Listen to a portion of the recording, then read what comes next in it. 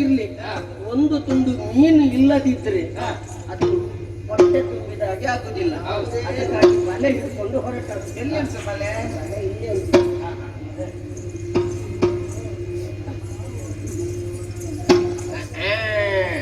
ಏನೋ ಸ್ವರ ಕೇಳ್ತಾವ. ಬಲೆಯ ನೀವು ಹಿಡಿಯಿರೋ, ಮೀನ ನಾವು ಹಿಡಿಯುವ. ಹೊರಟ ಗಾಳಿಗೆ ಹೇಗುಂಟು ನೋಡುವ. ಎಲ್ಲಾದ್ರೂ ಸಿಕ್ಕಿದ್ರೆ ಇವತ್ತಿನ ಒಂದು ಕಟ್ಟಿಗೆ ಆಗ್ತದೆ. ಹೌದೌದು.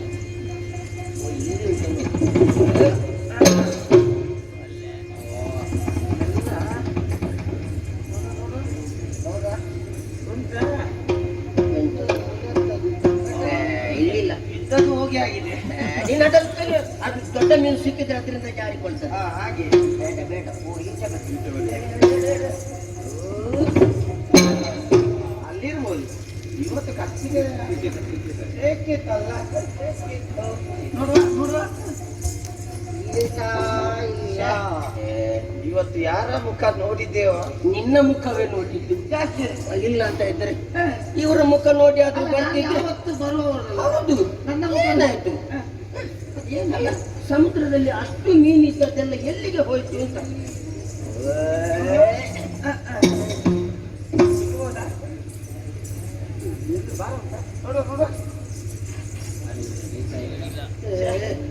ಒಂದು ಸಣ್ಣ ಮೀನು ಕೂಡ ಇಲ್ಲ ಅಲ್ಲ. ಹೌದಲ್ಲ. ಒಂದು ಮಣ್ಣಂಗಟ್ಟಿ ಇಲ್ಲ. ಕರ್ಮ. ಸ್ವಾಮಿ ವರುಣಪ್ಪ, ನೀನೇ ಕಣ್ಣು ಬಿಡಪ್ಪ. ನಮ್ಮ ಜೀವನ ಇಲ್ಲ ಅಂತ ಇದ್ರೆ ಹಾಳಾಗಿ ಹೋಗ್ತದೆ. ಏನೇ ಇರಲಿ, ಈ ಕಡೆ ಎಲ್ಲಿ ಇರ್ಲಿಕ್ಕಿಲ್ಲ. ಆ ಕಡೆಗೆ ಹಾಕಿದ್ರು ಅಲ್ಲಿ ಇರ್ಬೋದು, ತುಂಬಾ ಇರ್ಬೋದು. ನೋಡುವ ನೋಡುವ.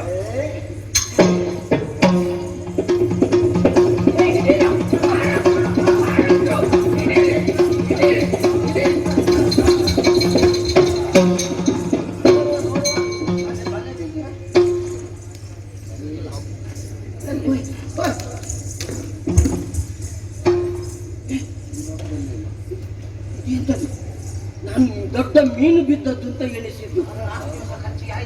ಹೌದು, ಇದು ಮೀನಲ್ಲ, ಇದು ನಮ್ಮ ಮಗು.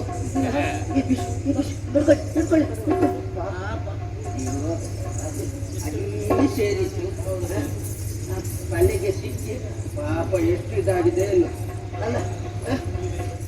ಮಕ್ಕಳಿಲ್ಲ ಮಕ್ಕಳಿಲ್ಲ ಅಂತ ದೇವರಲ್ಲಿ ಮೊರೆ ಇಡುವವರಿಗೆ ದೇವರು ಮಕ್ಕಳು ಕೊಡುವುದಿಲ್ಲ. ಬೇಡ ಬೇಡ ಅಂತ ಯಾರು ಹೇಳ್ತಾರೋ ಅವರಿಗೆ ಮತ್ತು ಮತ್ತು ಮಕ್ಕಳು ಆಗ್ತಾನೇ ಇರ್ತದೆ. ಬಹುಶಃ ಊರಲ್ಲಿ ಏನಾದ್ರೂ ಕತೆ ಮೋಸ ಆಗಿ ಆಗಿದೆ, ಮನೆಯಾಗಿ ಹೋಗ್ತದಂತ ಯಾರೋ ಬಿಸಾಡಿದ್ದ. ಅದು ನೀರಿಗೆ ಬಿದ್ದರೂ ಏನಾಗಲಿಲ್ಲ. ಹಾಗಾದ್ರೆ ಏನೋ ವಿಶೇಷ ಇರಬೇಕು. ನಾವಂತೂ ತಿಳಿಯದವರು. ಹೌದು, ನೋಡ ಮೈಯಲ್ಲೆಲ್ಲ ಕೆಸರು ಅಂಟಿಕೊಂಡಿದೆ. ಈ ಮಗುವನ್ನು ಎತ್ತಿಕೊಂಡು ಮನೆಗೆ ಹೋಗಿ ಚೆನ್ನಾಗಿ ಸ್ನಾನ ಮಾಡಿಸಿಕೊಂಡು ಬರುವ.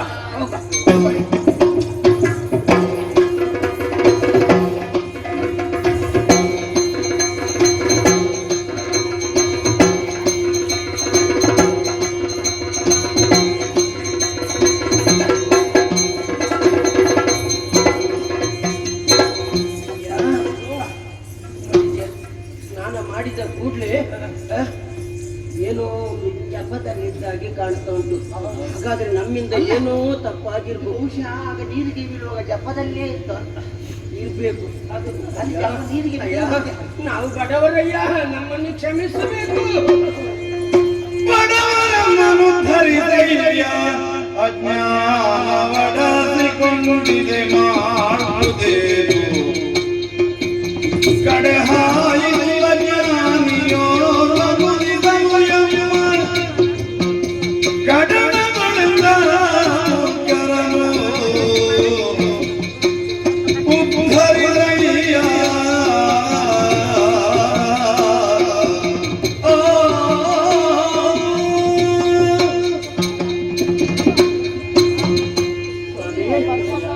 ನೀವು ಯಾರೋ, ನಿಮ್ಮ ಯೋಗ್ಯತೆ ಏನೋ ಅರಿಯದೆ ಸಮುದ್ರಕ್ಕೆ ನಾವು ಬಲೆಯನ್ನು ಹಾಕಿದ ಸಂದರ್ಭ, ಅದರಲ್ಲಿ ನೀವು ಸಿಕ್ಕಿಕೊಂಡವರು.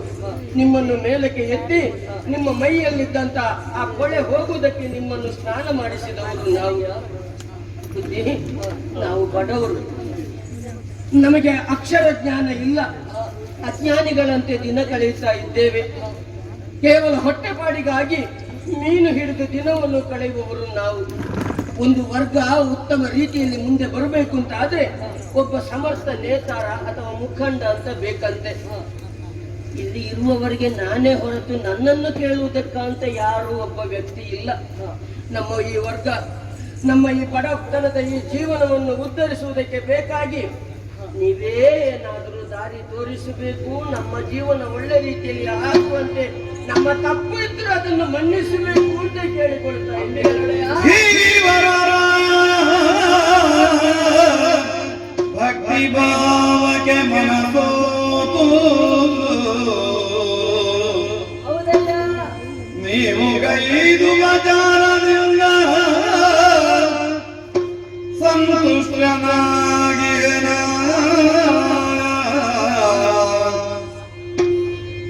ಮುಂದೆ ನಿಮ್ಮಯ ವಂಶ ಸಂಭವಜೋ ಬಡ ಕಂದನಾಗುವನು ಬರುಣಿಪ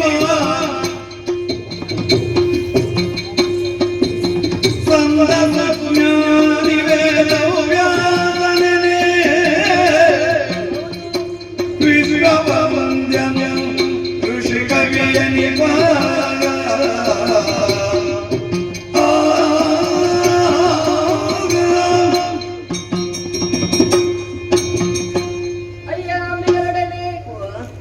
ಮಾಡಿದಂತಹ ಉಪಚಾರದಿಂದ ನನಗೆ ಸಂತೋಷವಾಗಿದೆ. ನಿನ್ನದಾದಂತಹ ಈ ಉಪಚಾರ ನನಗೆ ಎಂದಿಗೂ ಅಪಚಾರವಾಗಲಿಲ್ಲ. ನೀನು ಹಾಗೆ ತಪ್ಪನ್ನೆಲ್ಲ ತಿಳಿಬೇಡ. ನೀನು ನಿನ್ನದಾದಂತಹ ಕಾರ್ಯವನ್ನು ಮಾಡಿದೆ ಅಷ್ಟೇ. ಆದರೆ ನೀನು ಹಾಕಿದಂತಹ ಬಲೆಯಲ್ಲಿ ಸಿಕ್ಕಿ ಹಾಕಿಕೊಂಡದ್ದು ನನ್ನ ತಪ್ಪು. ಚಿಂತಿಸಬೇಡ. ನೀನು ಮಾಡಿದಂತಹ ಉಪಚಾರಕ್ಕೆ ಹಾಗೂ ನೀನು ಮಾಡಿದಂತಹ ಉಪಕಾರಕ್ಕೆ ಪ್ರತಿ ಉಪಕಾರವಾಗಿ ನಾನು ನಿನಗೆ ವರವೊಂದನ್ನು ನೀಡುತ್ತಾ ಇದ್ದೇನೆ. ಹೇಗೆ? ನಿನ್ನದಾದಂತಹ ಕುಲವನ್ನು ಮುನ್ನಡೆಸಲು ನಾಯಕನಿಲ್ಲ ಎಂಬ ಚಿಂತೆ ನಿನಗೆ. ಚಿಂತಿಸಬೇಡ, ಚಿಂತಿಸಬೇಡ. ನಿನ್ನದಾದಂತಹ ಕುಲದಲ್ಲಿ ಹೆಣ್ಣೋರ್ವಳಿಗೆ ಒಬ್ಬ ಗಂಡು ಮಗು ಜನಿಸುವುದಕ್ಕಿದ್ದಾನೆ. ಅವನು ಮಹಾಜ್ಞಾನಿಯೂ ಹಾಗೂ ಬುದ್ಧಿವಂತನು, ವಿದ್ಯಾವಂತನು, ಲೋಕವಿಖ್ಯಾತಿಗೊಳಿಸುವುದಕ್ಕಿದ್ದಾನೆ. ಮುಂದಕ್ಕೆ ವೇದವ್ಯಾಸ ಎನ್ನುವಂತಹ ಹೆಸರಿನಿಂದ ಅವನು ನಿನ್ನದಾದಂತಹ ಕುಲವನ್ನು ಮುನ್ನಡೆಸುವುದಕ್ಕಿದ್ದಾನೆ ಹಾಗೂ ಲೋಕಶ್ರೇಷ್ಠನಾಗುವುದಕ್ಕಿದ್ದಾನೆ. ನಿಮಗಿನ್ನು ಶುಭವಾಗಲಿ. ತಮ್ಮ ಹೆಸರು ಎನ್ನುವ ಗೊತ್ತು. ನನ್ನ ಹೆಸರು ಶ್ರವಣ ಎನ್ನುವ ಹಾಗೆ. ಜವನ ಜವನೆ ಜವನ ಅಲ್ಲ, ಚುವಣ್ಣ ಚುವಣ್ಣ ಚುವಣ್ಣ. ಅದು ಇದೇನ ಅಲ್ವೋ? ಶ್ರವಣ ಎನ್ನುವ ಹಾಗೆ. ಆಯ್ತು. ಇದು ಇನ್ನು ನೀವು ಎಲ್ಲಿಗೂ ಆಚೆ ಈಚೆ ಅದು ಹೇಳಿದ್ರಲ್ಲ, ಅದು ವೇದವ್ಯಾಸ ವಾಸು. ವೇದನ ಮಗ ವಾಸು. ಇದು ನಿಮ್ಮ ಸೇವೆ ಅಂತೂ ನಾವು ನಿತ್ಯ ಮಾಡ್ತಾ ಇರಬೇಕು. ನೀವು ಎಲ್ಲಿಯೂ ಹೋಗುದು ಬೇಡ, ನಮ್ಮ ಮನೆಯಲ್ಲೇ ಇರಬೇಕು. ಇಲ್ಲೇ ನಿಮ್ಮ ಸೇವೆ. ಹಾಗಾಗುವುದಕ್ಕಾಗುವುದಿಲ್ಲ ಅಂಬಿಗರೊಡೆಯ. ಸರ್ವವನ್ನು ತ್ಯಜಿಸಿ ಸರ್ವಸ್ವವನ್ನೆಲ್ಲ ಬಿಟ್ಟು ನಾನು ತಪಸ್ಸಿಗಾಗಿ ಇಲ್ಲಿಗೆ ಬಂದಿದ್ದೇನೆ. ತಪ್ಪಿಸ್ಲಿಕ್ಕೆ ಬಂದದ್ದಂತೆ. ತಪಸ್ಸಿಗಾಗಿ ಬಂದಿದ್ದೇನೆ. ನನಗೆ ಇನ್ನು ಮುಂದಕ್ಕೂ ತಪಸ್ಸನ್ನು ಆಚರಿಸುವುದಕ್ಕಿದೆ. ಅದಕ್ಕೆ ಈ ಶರದಿಯನ್ನು ಬಿಟ್ಟು ಕಾನನವನ್ನು ಸೇರಬೇಕೆಂದಿದ್ದೇನೆ. ಕಾಡಿನ? ಹೌದು. ಇದು ಅವ್ರು ಕಾಣಕ್ಕೆ ಹೋಗ್ತಾರೆ. ಕಾನ ಕಲ್ಲುವ ಕಾನನ ಅಂದ್ರೆ ಕಾಡಿಗೆ. ನೀವು ಕಾಡಿನಲ್ಲಿ ತಪಸ್ಸು ಮಾಡುದಿದ್ರು ನಮ್ದೇನು ಸಮಸ್ಯೆ ಇಲ್ಲ. ನಿಮಗೆ ಹೊತ್ತಿಗೆ ನೀರು ಬೇಕಾ, ಅನ್ನ ಬೇಕಾ, ತಿಂಡಿ ಬೇಕಾ, ಎಲ್ಲ ನಾವೇ ತಂದು ಅದೆಲ್ಲ ತಿಂದ್ರೆ ತಪಸ್ಸು ಪೂರ್ಣವಾಗ್ತದ? ಮತ್ತೆ ಶರೀರ ಬೆಳೆ ಬಿಡುವ ಹಾಗಲ್ಲ. ಎಲ್ಲವನ್ನು ತ್ಯಜಿಸಿ ದೇವರ ಧ್ಯಾನದಲ್ಲಿ ತೊಡಗಬೇಕು, ತಪಸ್ಸನ್ನು ಆಚರಿಸಬೇಕೆಂಬುದಾಗಿ ಬಂದಿದ್ದೇನೆ. ನಿಮ್ಮ ಪ್ರೀತಿ ವಿಶ್ವಾಸ ಸಾಕು. ನಿಮ್ಮ ಆಹಾರ ತಿಂಡಿ ತಿನಸುಗಳು ನನಗೆ ಏನು ಬೇಡವಯ್ಯ. ಆಯ್ತು. ಇನ್ನು ಮುಂದಾದ್ರೂ ನಾನಂತೂ ಒಳ್ಳೇದಾಗ್ತಾನೆ ಇಲ್ವ ಗೊತ್ತಿಲ್ಲ, ಇವರಾದ್ರೂ ಒಳ್ಳೇದಾಗುವ. ಶುಭವಾಗಲಿ. ಸರಿ ಸರಿ. ತಪಸ್ಸನ್ನಾಚರಿಸುವುದಕ್ಕಾಗಿ ಈ ಶರದಿಯಿಂದ ಎದ್ದು ಕಾನನವನ್ನು ಸೇರಬೇಕಾಗಿದೆ. ಶೀಘ್ರವಾಗಿ ತೆರಳು.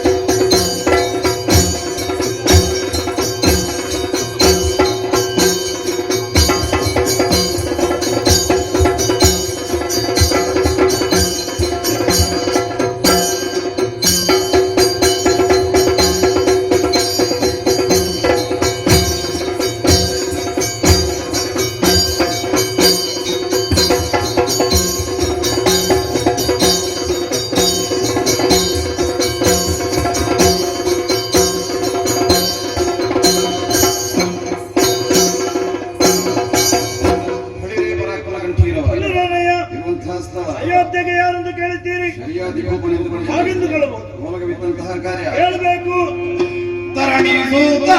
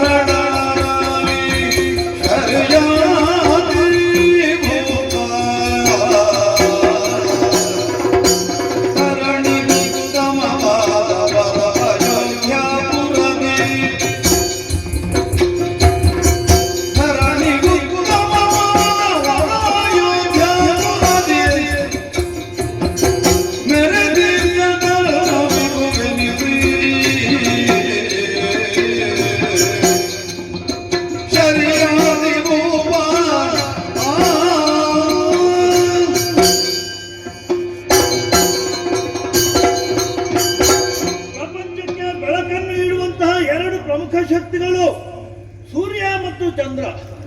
ಅದೇ ರೀತಿಯಲ್ಲಿ ಪ್ರಪಂಚ ಮುಖದಲ್ಲಿ ಬಾಳಿ ಬೆಳಗುತ್ತಾ ಇರುವಂತಹ ಎರಡು ಪ್ರಮುಖ ರಾಜಮನೆತನಗಳು ಸೂರ್ಯವಂಶ ಚಂದ್ರವಂಶ ಎಂಬ ಹಾಗೆ. ವರ್ತಮಾನ ಕಾಲದಲ್ಲಿ ಸೂರ್ಯವಂಶದ ಪರಂಪರೆಯಲ್ಲಿ ಬೆಳಗ್ಗೆ ಬಂದವನು ಈ ಶರ್ಯಾತಿ ನಾಮಕರಾಗಿರುವವನು.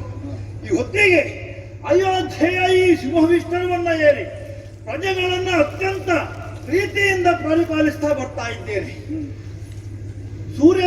ಸೂರ್ಯನಿಂದಲೇ ಆರಂಭವಾಗಿರುವಂತಹ ನಮ್ಮ ವಂಶ ಬಳಿಕ ವೈವಸ್ವತ ಮನುವಿನಿಂದ ಬಾಳಿ ಬೆಳಗಿ ಅದೇ ಪರಂಪರೆಯಲ್ಲಿ ಆಗಿ ಹೋಗಿರುವಂತಹ ಅದೆಷ್ಟೋ ರಾಜಾದಿರಾಜರುಗಳ ಪರಂಪರೆಯಲ್ಲಿ ಮುಂದುವರಿದು ಈ ಹೊತ್ತಿಗೆ ಅವರೆಲ್ಲ ಯಾವ ರೀತಿಯಾದಂತಹ ಕೀರ್ತಿ ಧಾವಲ್ಯವನ್ನು ಪ್ರತಿಷ್ಠಾಪಿಸಿ ಹೋಗಿದ್ದಾರೆ, ಅದನ್ನು ಮುಂದುವರಿಸಿಕೊಂಡು ಹೋಗುವಂತಹ ಹೊಣೆಗಾರಿಕೆಯನ್ನು ನಾನು ಹೊತ್ತುಕೊಂಡವನಾಗಿದ್ದೇನೆ.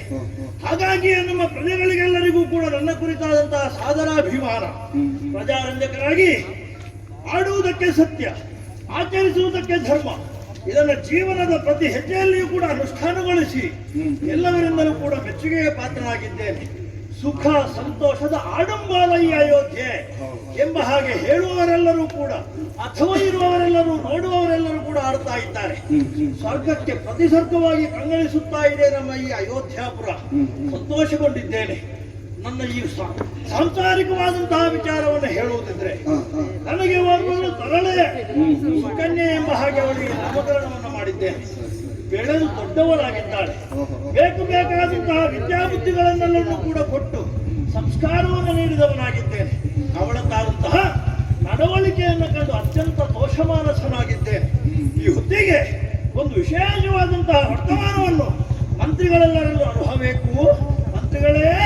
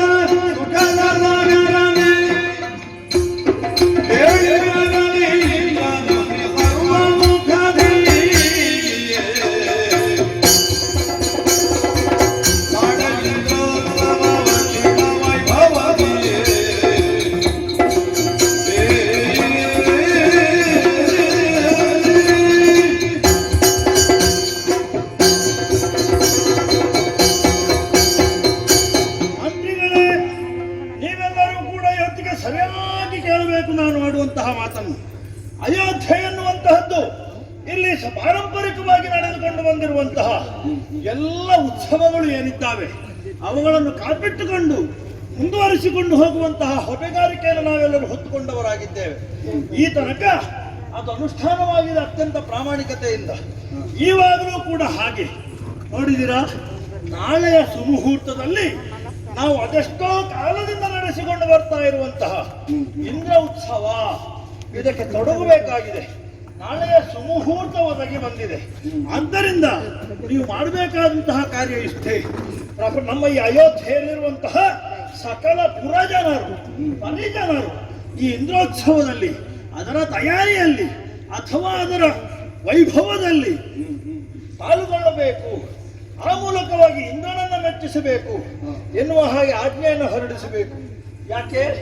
ಇಂದ್ರ ಎನ್ನುವಂತಹವರು ನಮಗೆ ಅಧಿದೇವತೆ, ಕರೆಗೆ ಹಿತವನು ಶಕ್ರನು ಎಂಬ ಹಾಗೆ ನಾವೆಲ್ಲರೂ ನಂಬಿಕೊಂಡು ಬಂದದ್ದಲ್ವೇ.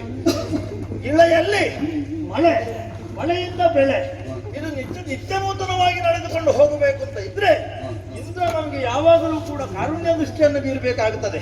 ಹಾಗೆ ಆಗಬೇಕು ಅಂತ ಇದ್ರೆ ಅವನಿಗೆ ಸಲ್ಲಬೇಕಾಗಿರುವಂತಹ ಗೌರವ ಸನ್ಮಾನಗಳು, ಪೂಜೆ ಪುರಸ್ಕಾರಗಳು ನಿತ್ಯವೂ ನಡೆಯಬೇಕಾಗಿರುವುದರಿಂದ ನಾಳೆಯೇ, ನಾಳೆ ಒಂದು ದಿವಸದ ಕಾರ್ಯಕ್ರಮ ಅಲ್ಲ, ಬಹಳ ದಿವಸದ ಕಾರ್ಯಕ್ರಮ. ಹೌದಪ್ಪ, ಎಲ್ಲರೂ ಕೂಡ ಅದರಲ್ಲಿ ಪಾಲ್ಗೊಳ್ಳಬೇಕು. ಆ ಮೂಲಕವಾಗಿ ಅಯೋಧ್ಯೆಯಲ್ಲಿ ಸ್ವರ್ಗವೇ ನಿರ್ಮಾಣವಾಗಬೇಕು ಎಂಬ ಹಾಗೆ ಎಲ್ಲವರಿಗೂ ಹೇಳಿ ನಡೆಯಲಿ. ಯಾರು ಯಾರು ಯಾರು ಇಂದು ಪುರದಾದಂತನವನು ಶ್ರೀರೂಪವನಂತು ಬರುವ ತೆರದಿ ಸುಗಂಗೆಯೊಯ್ಯನಿವನು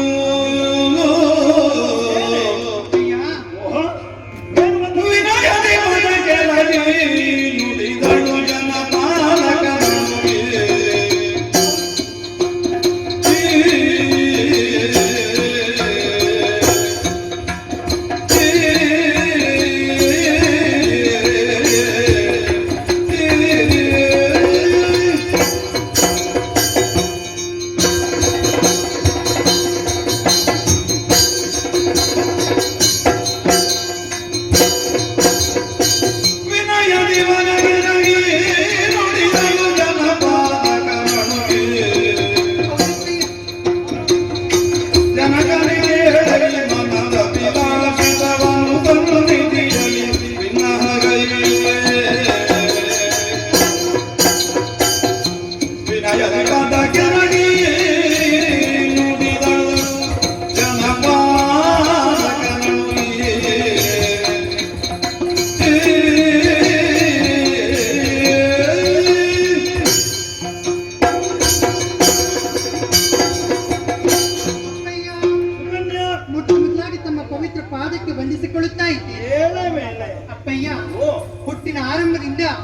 ಇಲ್ಲಿಯವರೆಗೆ ನನಗೆ ಯಾವ ರೀತಿಯ ಕುಂದುಕೊರತೆಯನ್ನು ಮಾಡಿದವರು ತಾವಲ್ಲ. ನೀನು ರಾಜಕುಮಾರಿ ಅಲ್ವ? ಹೌದು.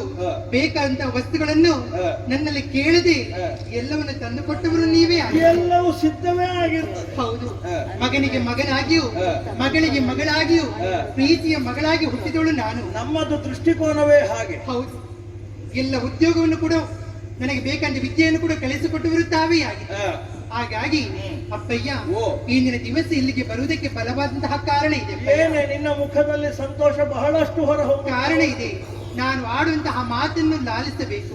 ಲಾಲಿಸಿ ಆ ಮಾತಿಗೆ ಲಾಲನೆ ಮಾಡಿ ಪಾಲಿಸಿಕೊಡಬೇಕಾಗಿ ನಿಮ್ಮಲ್ಲಿ ಕೇಳುತ್ತಾ ಇದ್ದೇನೆ. ಮಾತಿನ ಅರ್ಥ ಎಂತದ್ದೇ ಅಪ್ಪಯ್ಯ? ಈ ತನಕ ನಾನು ನಡೆಸಿಕೊಡ್ಲಿಲ್ಲ ಅಂತ ಎಲ್ಲವನ್ನು ನೆರವೇರಿಸಿಕೊಟ್ಟಿದ್ದೀನಿ. ನೀನು ಹೇಳುವ ಮೊದಲೇ ನಾನು ನಡೆಸಿಕೊಡ್ತಾ ಇದ್ದೆ. ಹೌದು. ಮತ್ತೆ ಈಗ ಎಂತದ್ದು ವಸ್ತು? ಕಾರಣ ಇದೆ ಅಪ್ಪಯ್ಯ. ಅಪ್ಪಯ್ಯ, ಇಂದ್ರೋತ್ಸವದಲ್ಲಿ ನಗರ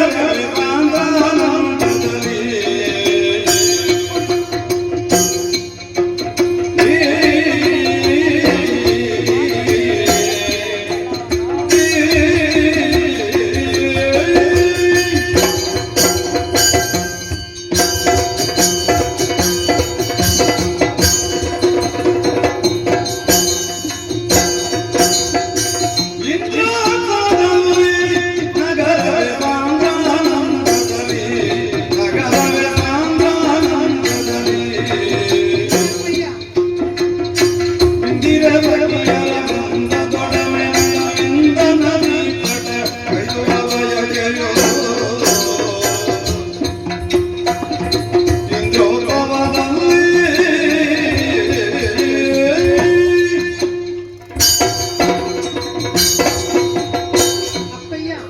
ಏನೇ ಇಂದಿನ ದಿವಸ ಪುರದ ಜನರಿಗೆಲ್ಲ ಆಜ್ಞೆಯನ್ನು ಕೊಟ್ಟಿದ್ದೀರಿ ಶೃಂಗಾರವನ್ನು ಮಾಡುವುದಕ್ಕಾಗಿ. ಹೌದಪ್ಪ ನೋಡಿದ್ಯಾ ಆ ಸಮಯದಲ್ಲಿ ತಿಳಿದುಕೊಂಡಿದ್ದೇನೆ. ಹ.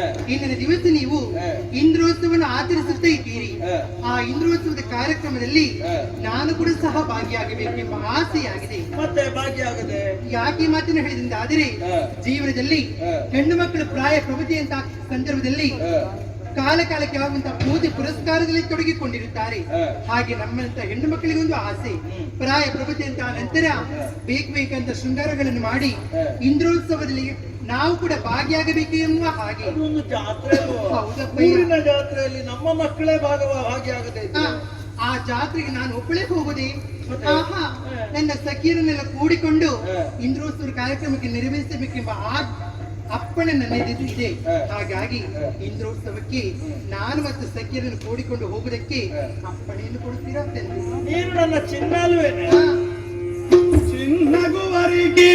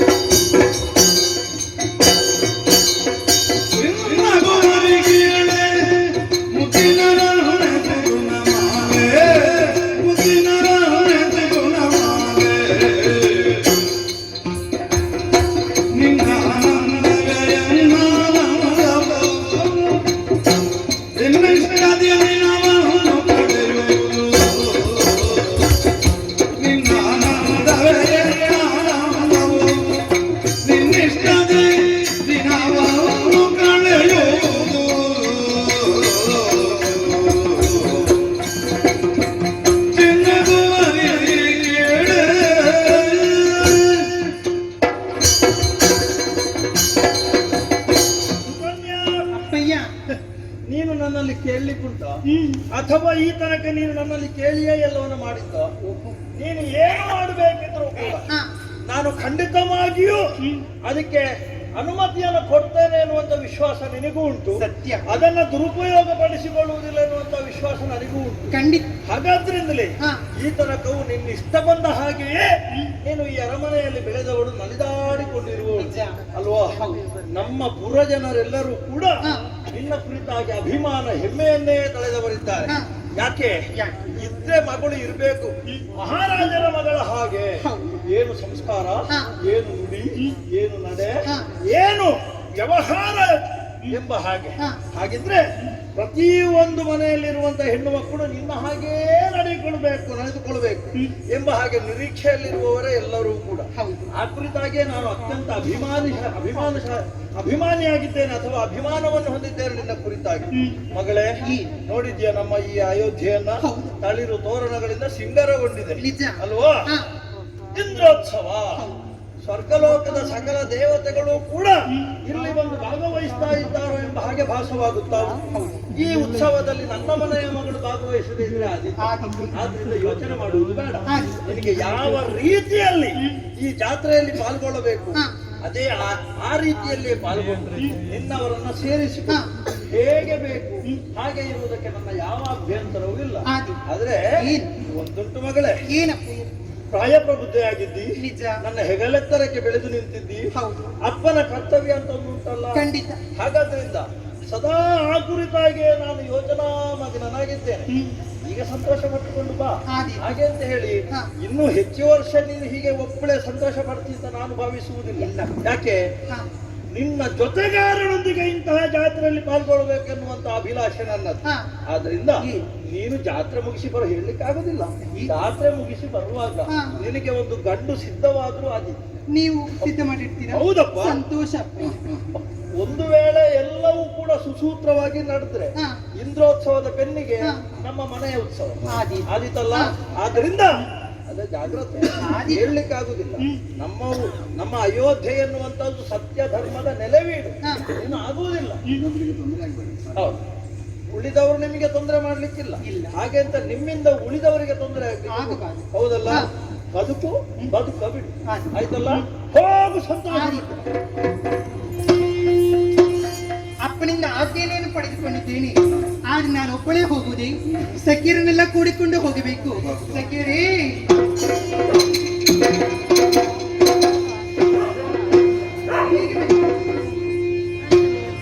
ಸಖಿಯರೆಲ್ಲ ಬಂದಿರೀಗ ವನಕ್ಕೆ ಹೋಗುವ, ನಾವು ವನಕ್ಕೆ ಹೋಗುವ, ನಾವು ವನಕ್ಕೆ ಹೋಗುವ.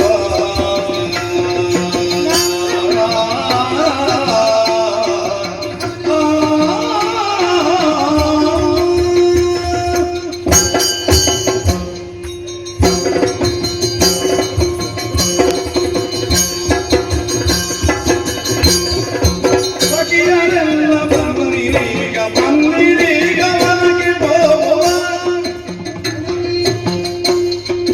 ಸಕಲರೊಂದು ಕೂಡಿ ನಾವು ಅಂದ ಚಂದವ, ಸಕಲರೊಂದು ಕೂಡಿ ನಾವು ಅಂದ ಚಂದವ, ಅಂದ ಚಂದವ, ಅಂದ ಚಂದವ.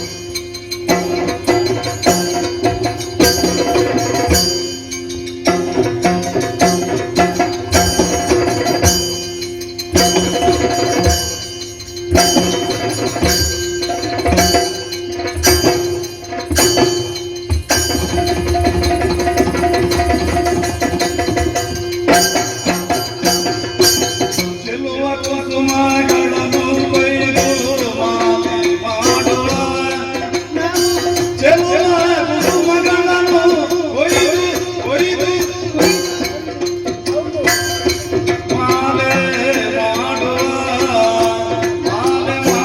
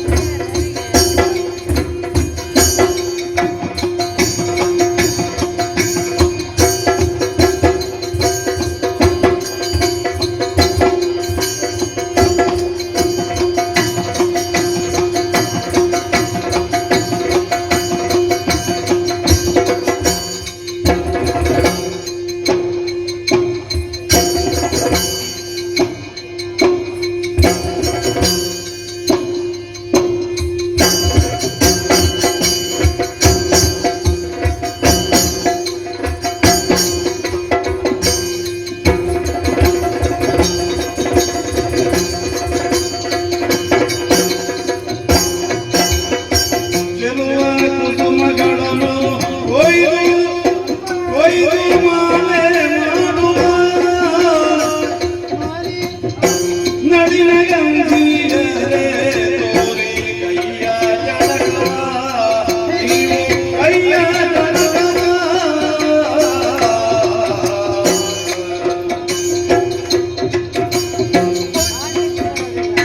ಸರಯು ನದಿಯು ತೆರೆಯ ಕರಗಳಿಂದೆ ಕರೆಯುವುದು, ಸರಯು ನದಿಯು ತೆರೆಯ ಕರಗಳಿಂದೆ ಕರೆಯುವುದು.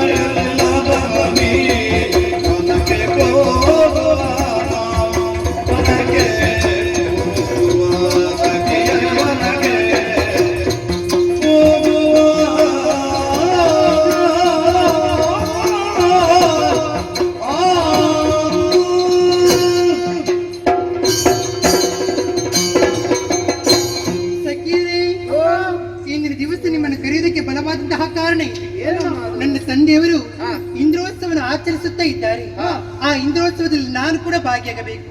ನಾನು ಮಾತ್ರವಲ್ಲದೆ ನಿಮ್ಮನ್ನು ಕೂಡ ಭಾಗಿಯಾಗಬೇಕೆಂಬುದಾಗಿ ತಂದೆಯವರಲ್ಲಿ ಕೇಳಿದಾಗ ಅವರು ಒಪ್ಪಿಗೆಯನ್ನು ಕೊಟ್ಟಿದ್ದಾರೆ. ಹಾಗಾಗಿ ಇಂದಿನ ದಿವಸ ನಿಮ್ಮನ್ನೆಲ್ಲ ಕರೆದುಕೊಂಡು ಬರುವುದಕ್ಕೆ ಬಲವಾದಂತಹ ಕಾರಣ ಇದೆ. ಇಂದ್ರೋತ್ಸವ ಕಾರ್ಯಕ್ರಮದಲ್ಲಿ ನಾವು ಕೂಡ ಸಹ ಭಾಗಿಯಾಗಿ ಜಲಕ್ರೀಡೆಯನ್ನು ಆಡಬೇಕು, ವನವಿಹಾರವನ್ನು ಮಾಡಬೇಕು, ನಮಗೆ ಬೇಕಂತ ಹೂಗಳನ್ನು ಕೊಯ್ದು ಮುಡಿ ತುಂಬಾ ಮುಡಿಯಬೇಕೆಂಬ ಆಸೆಯಾಗಿದೆ.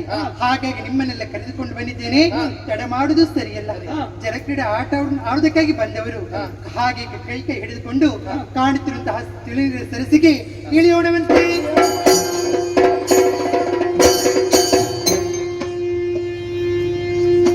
ಸಖಿಯರೇ, ಒಂದಾಕ್ಷರದಲ್ಲಿ